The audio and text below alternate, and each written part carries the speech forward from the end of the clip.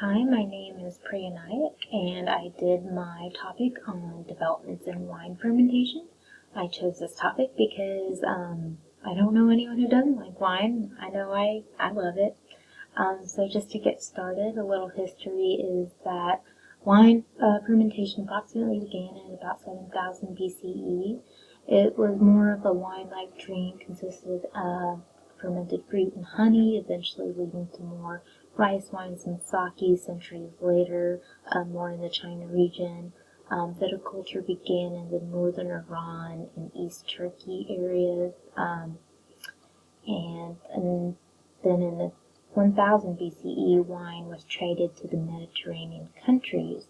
So skipping forward in time to today's world, about 75% of our wine produced today comes from the Mediterranean areas. And so I have this table here, and it shows a lot of the most common red and white wine varieties and where they originate from. So you can see a lot of them come from France, while so newer countries like Australia and Chile that are relatively new to the manufacturing process, they may not tend to have the most ideal and perfect conditions for growing vines, but they demonstrate a strong influence in having proper climates and proper irrigation for on wine quality. So they're more up and coming. And next I have a flowchart of wine manufacturing process. The main difference between white and red wines is the maceration step, as you can see. Red wines ferment with skins and seeds because they try to get as much pigment extraction as possible. So longer the maceration step occurs, the deeper the red will result. And then cultures are added to the white wines after pressing and clarification, while red culture is added before skin and seed removal. So fermentation begins at maceration for red wines. Another difference is that fermentation for white wines occurs at temperatures between 7 degrees Celsius to 20 degrees Celsius, and red wines occur at 20 degrees Celsius to 30 degrees Celsius. My next subtopic is about fermentation methods, and on average, enclosed stainless steel tanks are used to achieve fermentation. These stainless steel tanks can consist of jacketed vats, coolant solutions that can externally or internally ensure that fermentation does not reach too high of temperatures. So the times of completion is dependent on the temperature. So lower the temperature, the lag and long phases can last longer.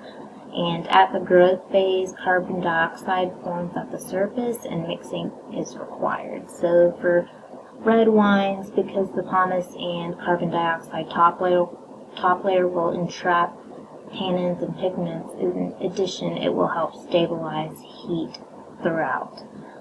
So for the fermentation process is complete when most sugars have depleted and preferred ethanol levels are present.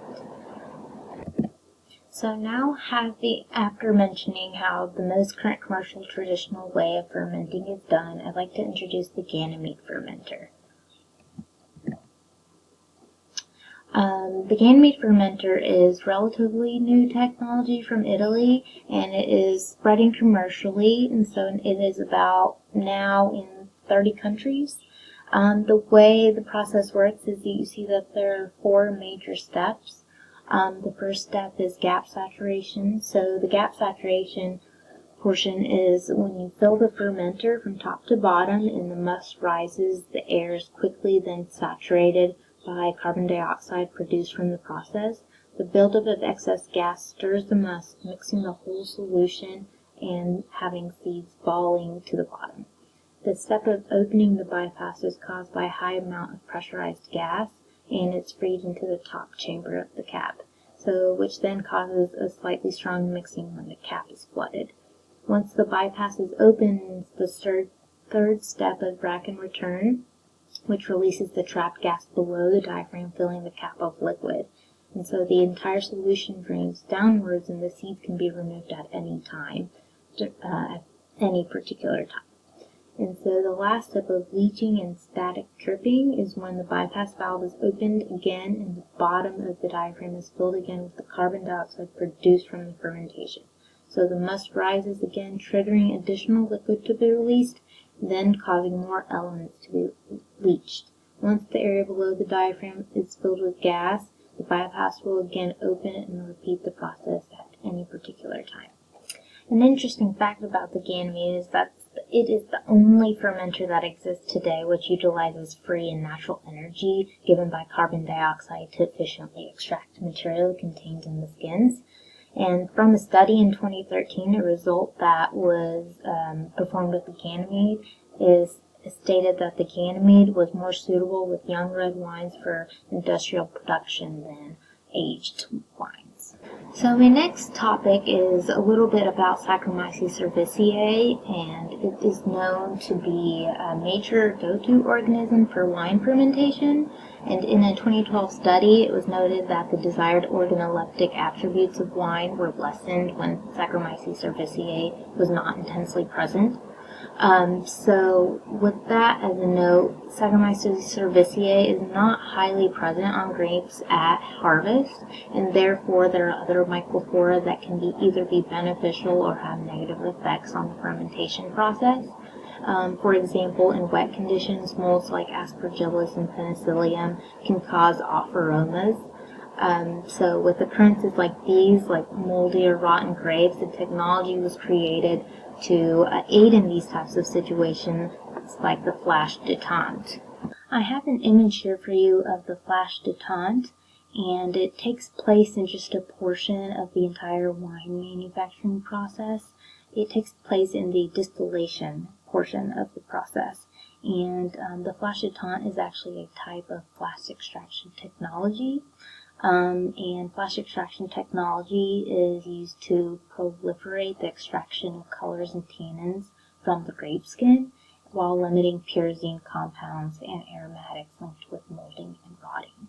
So the way the flash extraction process works is that it's quickly heated to 85 degrees Celsius for a minute, and a strong vacuum is applied.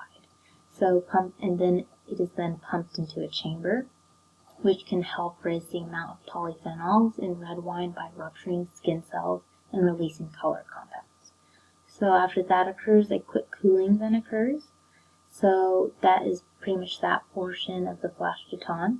So there are 5 major selling points to the flash détente. The first one is the process claims to be a more efficient way to extract color than traditional methods such as pump overs, extended macerations, and cold soaking. The second is that it lessens the extraction of punitive tannins. And the third is that it reduces green-like or vegetable flavors like pyrazine and aromas via the vacuum process. And then fourth is its moderate concentration is achieved by the vacuum removing a portion of water from the grape juice. That results in about 2 to 3% concentration, so you can get more flavor out of it. And then lastly, the flash détente promotes clean and healthy fermentation because it removes detrimental enzymes and microbes prior to the inoculation with the culture into the fermentation process. So from reading about the flash détente and seeing and opinions that I've read, it seems that it would be better for fruitier types of wines, but overall it is dependent on what winemakers are looking for and what they want out of their product. And what type of product they're trying to sell. So just from this process, I feel like I've learned that a lot of these new and upcoming technologies and processes are trying to become more environmentally friendly and natural, with the benefit of cost saving and manpower.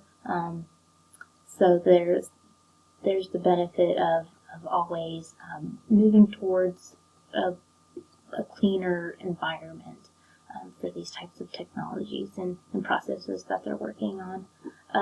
So that would be the end of my presentation. So I look forward to any questions that you may have. Thank you for your time.